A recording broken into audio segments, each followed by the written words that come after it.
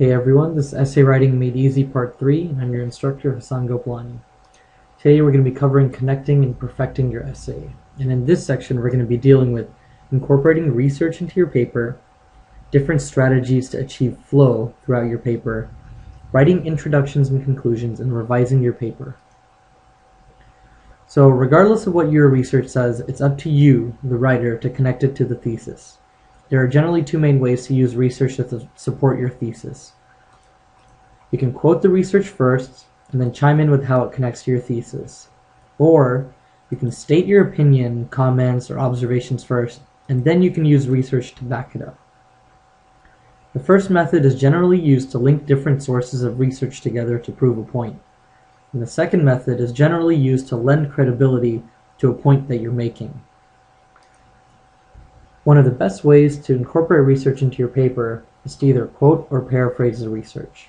So in this section, we'll talk about different ways we can incorporate that into our paper. So simply put, quoting is just stating research verbatim, and paraphrasing is putting research into your own words. So let's take a look at some examples on how these two differ. Either way, the bottom line is that you have to give credit where credit is due. So here's an example of quoting.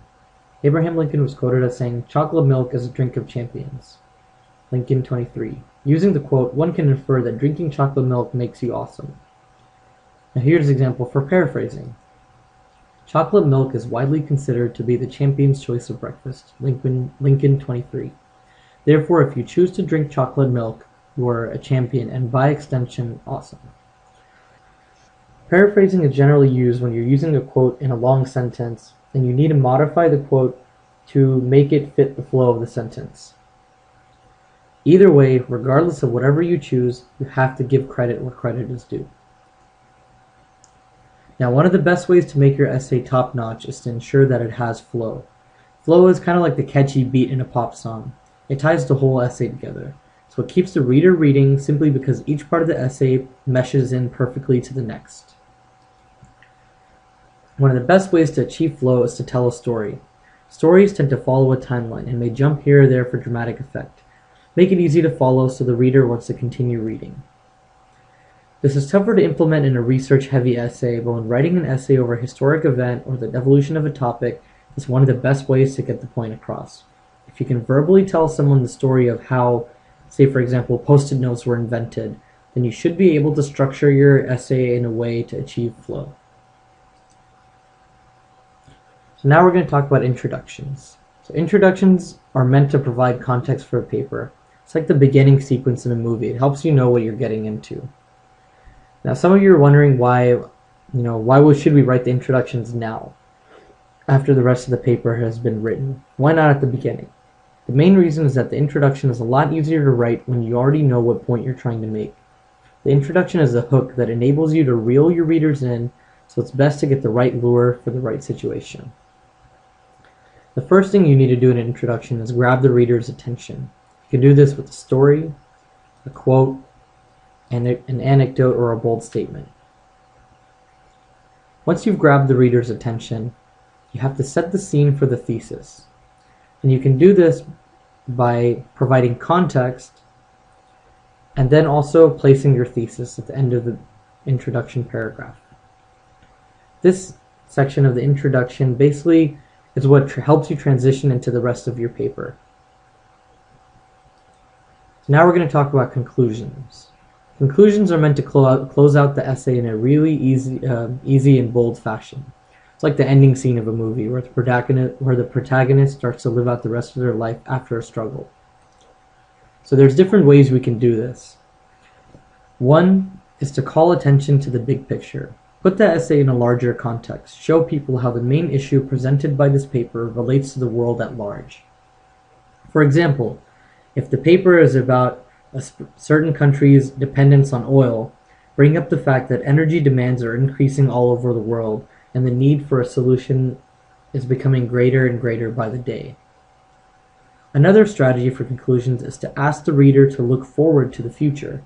If your paper is discussing an evolving issue, you can show the reader how it might evolve in the future or what forces might change the topic of focus in the future. For example, If your paper is discussing cloning, you can bring up different applications of cloning and what effects they might have.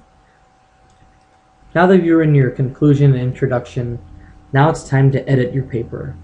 And this is it. This is the home stretch. But many people skip this step because they've had such a hard time even getting here.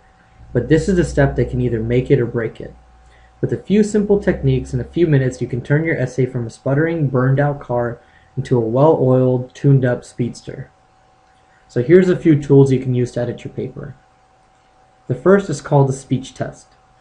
And very simply put, you just read your paper out loud and identify errors in flow.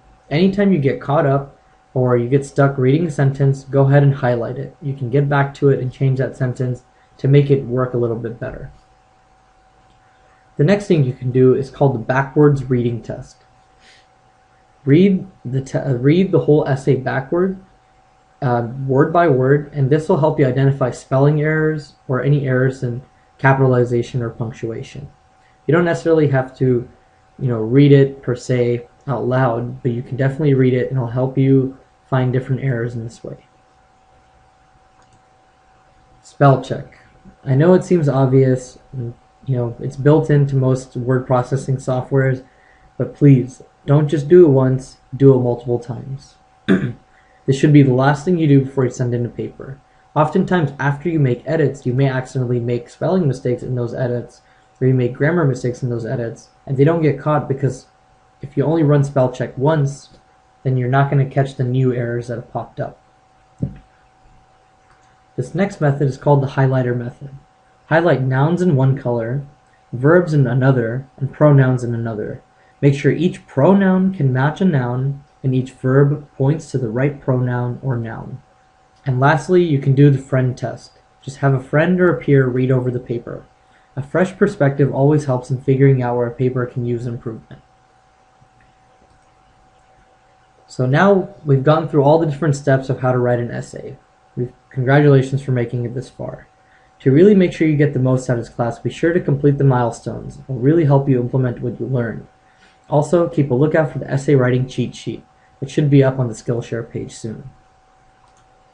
If you have any questions about anything we've covered, post them in the student discussion board.